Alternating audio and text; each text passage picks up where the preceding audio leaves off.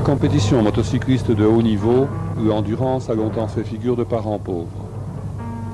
Généralement boudée par les vedettes du Continental Circus, peu suivie par le grand public, trop longtemps dominée par la seule marque Honda, cette discipline a dû attendre 1980 pour disposer enfin d'un championnat du monde et d'une plus grande participation des équipes d'usine.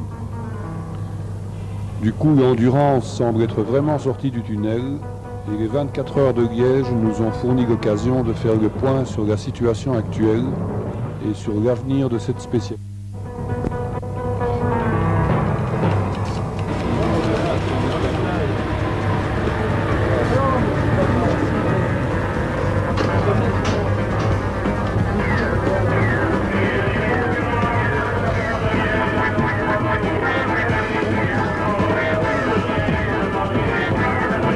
La situation de Kawasaki est tellement favorable que maintenant ça ne fait pas un équipage, mais deux équipages qui occupent les deux premières places du classement. Et on peut dire que finalement vos principaux adversaires sont vos propres équipiers. Oui, c'est sûr. Pour le classement final, mon principal adversaire est l'autre moto engagée par Kawasaki. Mais en fait, moi, je suis un pilote professionnel, je travaille pour Kawasaki et je travaille pour que la marque gagne ce championnat. Et la marque a choisi d'avoir deux chances au lieu d'une. Et si c'est l'autre moto qui remporte ce championnat et que moi je suis second, on a rempli notre contrat. Serge Rosset, à la fin de la saison dernière, vos machines étaient en plein développement, on sentait que ça venait, vous étiez près du but. Cette fois-ci, je crois qu'il n'y a plus aucun doute. Depuis le début de la saison, vous êtes à tous les rendez-vous, vous êtes à toutes les arrivées. Et la position de Kawa au classement provisoire du championnat mondial le prouve. Oui, c'est sûr que c'est pas un désert qu'on a traversé, mais tant qu'on n'a pas été au tout premier plan, comme c'est le cas en ce moment, les gens n'ont pas trop l'air d'y croire. Et pour eux, seul compte celui qui gagne. Et aujourd'hui, c'est mon tour et ça me fait très plaisir. C'est vrai qu'il y a un moment que je crois que le travail, tôt ou tard, finit par payer. Mais aujourd'hui, j'ai l'impression que si on est en tête, si on a eu plusieurs victoires, c'est quelque chose de pas volé, c'est quelque chose qui est le fruit du travail d'une équipe, de tout un groupe de passionnés qui bossent dur et qui aujourd'hui sont bien payés.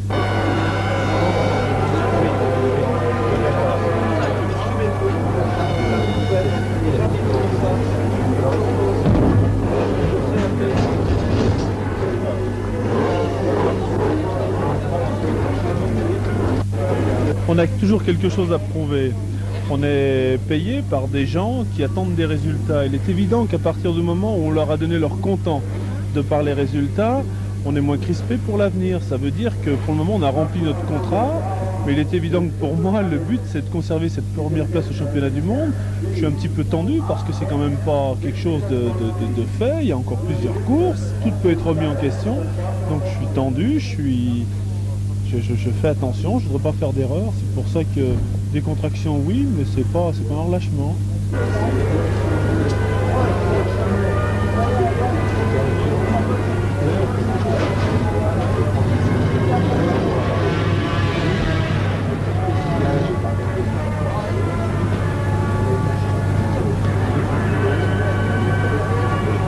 Est-ce que la course d'endurance est une course de second plan? Et moi j'ai vraiment la sensation que l'endurance c'est devenu la course d'avenir, c'est-à-dire qu'on voit tous les constructeurs venir à l'endurance parce que d'une part on utilise des machines avec des moteurs 4 temps qui sont les machines de la série, qui sont les machines de production, disons, alors que les machines de vitesse, de vitesse pure, de course, sont en majorité des machines de temps qui sont uniquement des prototypes pour faire la course et qui n'ont rien à voir avec la commercialisation. Dont on ne peut rien faire. Donc l'intérêt commercial des marques se dirige vers l'endurance. Parce que on peut prouver à l'acheteur qu'il achète du matériel qui a été testé par ces courses, alors que en vitesse on teste des machines pour faire des prototypes qui n'ont rien à voir avec la commercialisation. D'accord. Donc moi je vois un très bel avenir vers l'endurance. La différence entre une machine d'endurance et une machine de championnat du monde de vitesse, c'est le poids. parce que nous on utilise des moteurs 4 temps et dans des cylindrées de 1000 cm3, alors qu'en vitesse, en championnat du monde, la catégorie est limitée à 500 cm3 avec des prototypes à moteur 2 temps. Donc si vous voulez, à machine de vitesse égale, qui ont une vitesse de pointe égale, on peut prendre une 500 en vitesse et une 1000 chez nous, à une vitesse égale de par exemple 280 à l'heure, nous on a une machine qui fait 200 kg et en vitesse ils ont une machine qui fait moins de 150 kg, qui fait 140 kg. Donc on a 60 kg de différence et en pilotage c'est ce qui fait la différence au freinage, dans un virage, etc. Cette différence de poids.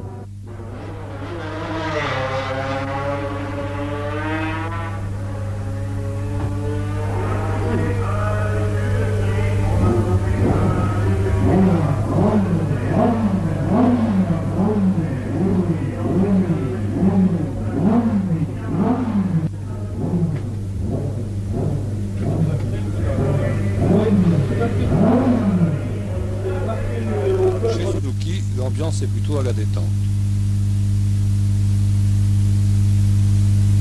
Jacques-Luc, je crois qu'on peut vous appeler Monsieur Franck, que vous avez remporté 3 fois ces 24 heures, 2 fois sur une moto d'usine Honda, 1 fois sur une moto officielle. Je crois que vous êtes particulièrement chez vous sur ce circuit. Oui, mais effectivement, le circuit de Francorchamps m'a toujours réussi. J'ai gagné 3 fois, 1 fois sur une Honda d'usine et 2 fois avec la Dolda, donc qui est une machine belge préparée par Jean Hollander, un gars du coin. Et j'espère que l'année 81 me sourira autant que les années 77, 78 et 79. Oui. On peut considérer que 1981 est en quelque sorte une saison de rodage pour Suzuki. Oui, effectivement, c'est une saison de rodage. Tout est nouveau, les machines sont nouvelles quand même par rapport à l'an dernier. Il a fallu créer autour de ces machines toute une équipe de mécaniciens, tout ce qui va avec, les ravitailleurs, enfin tout le personnel nécessaire. Bon, bien, tout ça demande un certain rodage. L'expérience de course d'endurance ne s'apprend pas comme ça en quelques minutes. Il faut faire des courses. Et il y a comme ça des courses qu'on peut apprendre. Donc, d'autres équipes comme Honda ou Kawasaki sont fort bien rodées. Et nous, notre équipe se rôde. Et à ce titre-là, je pense qu'il ne fallait pas espérer pour nous un titre de champion du monde. Peut-être que, après ce qui s'est passé au Bol d'Or de l'année dernière, la presse a un tout petit peu influencé l'opinion en disant que rien n'allait résister à Suzuki, non? Oui, effectivement, ça c'est un retour de manivelle, si vous voulez, de la gloire du Bol d'Or. On a trop eu d'espoir, on a trop mis d'espoir sur Suzuki, où ils ont fait là-bas donc une performance premier, deuxième, c'est quand même assez rare dans les annales. Mais on attendait trop de Suzuki, c'était pas possible que ça puisse continuer comme ça. La course c'est trop difficile, c'est pas simple. Et donc après ce Bol d'Or, on a trop remué tout cet hiver ce fameux Bol d'Or, donc avec les victoires de Suzuki, on espérait trop de Suzuki, il est certain. Et surtout que les autres marques ont fait de gros efforts elles aussi. Bon, vous avez pu voir Kawasaki qui a aligné 2 motos alors qu'en début d'année ils pensaient en avoir qu'une. Honda aligne toujours 2 motos qui ont été aussi profondément remodifiées, avec des équipages très rapides. Donc tout ça fait 6 motos d'usine qui sont très peu de choses près équivalentes. Et dans ces 6 motos, la bagarre est vraiment très très dure. Plus vous ajoutez à ces 6 machines quelques privés de toute première valeur, c'est vraiment très difficile, c'est sûr. Le moindre petit défaut, le moindre petit ennui, ça y est, ça vous coûte la première place de toute façon.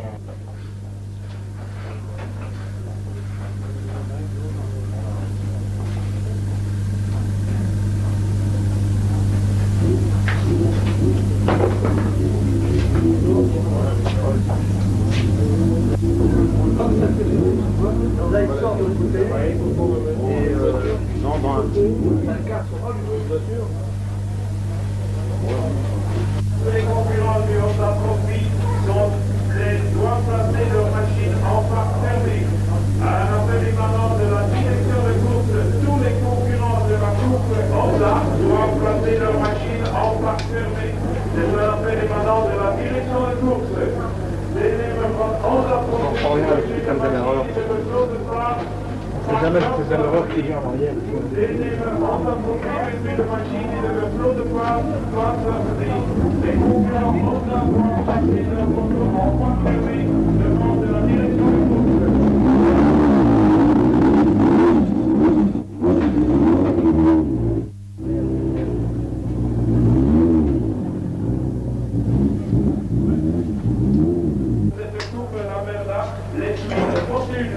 Les pignons de chêne affament et les On va remettre la place, on va bobine tirée.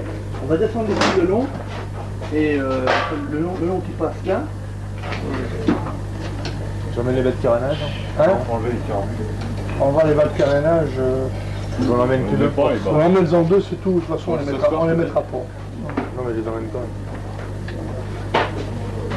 Ils vont trop vite, c'est monté le petit. Pierre-Étienne Samin, depuis le début de la saison, on dit que la Suzuki va vite, qu'elle va bien. On a tendance à le croire, mais on attend toujours une première victoire de Suzuki. Oui, c'est certain, on a eu d'énormes problèmes depuis le début de la saison, vu les résultats que l'on a eus. À mon avis, bon, il y a beaucoup de problèmes mécaniques qui se résolvent au fur et à mesure de la saison. Maintenant, on revient dans la compétition au niveau de la mécanique et j'espère que maintenant on aura le résultat au bout. Ça, en fait, pour le championnat, ça devient peut-être un peu difficile, mais il reste tout de même 4 courses à gagner si on compte le Bol d'Or. Oui, c'est sûr, on a 4 courses à gagner, mais enfin, il ne faut pas non plus rêver. Cette course en Belgique peut être très importante pour nous, pour essayer de gravir la 3e place, ou du moins un podium au championnat du monde. Donc ça soit aussi bien Richard ou que Richard et Hervé que Jacques et moi. Nous ferons notre possible. Nous, ce que nous voulons, c'est essayer d'obtenir une mécanique fiable pour la saison prochaine, disons disputer, alors là, essayer d'avoir le titre. Qu'est-ce qui fait courir Pierre-Étienne Samin? Je pense tout d'abord c'est la passion de la moto. J'ai toujours aimé aller vite, aussi bien en moto d'une part et sur d'autres véhicules tels que la voiture ou bien de tout le vélo, c'est n'importe quoi, tout ce qui est engin roulant. J'ai toujours aimé le sport mécanique en lui-même. Maintenant il y a une motivation, c'est vouloir réussir et vouloir se montrer vis-à-vis des autres. Je crois que c'est ce qui me pousse le plus.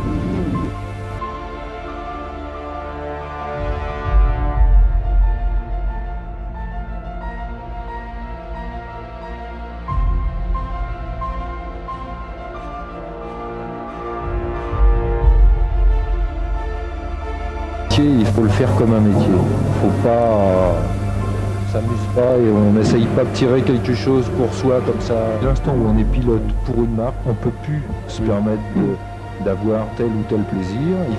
C'est un contrat, il faut remplir son contrat. Pour que tout le monde soit fort, il faut que le team manager d'une équipe soit fort, il faut que le pilote soit fort, et il faut le faire à fond.